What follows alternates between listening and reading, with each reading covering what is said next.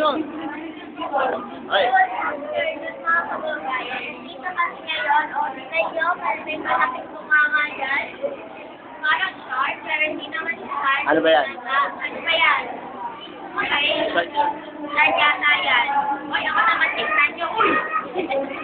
Ngayon, meron siya sa isa na niluhod yung sarili niya sa pader. Ikaw, ano masasabi mo?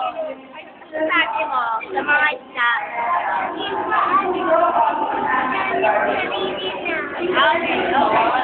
yan? Sino? Oh, yun! Tingnan natin yan. May school doon. May school.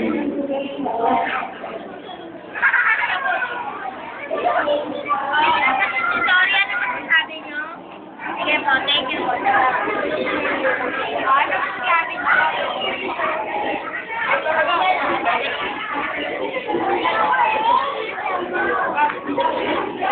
Ngayon,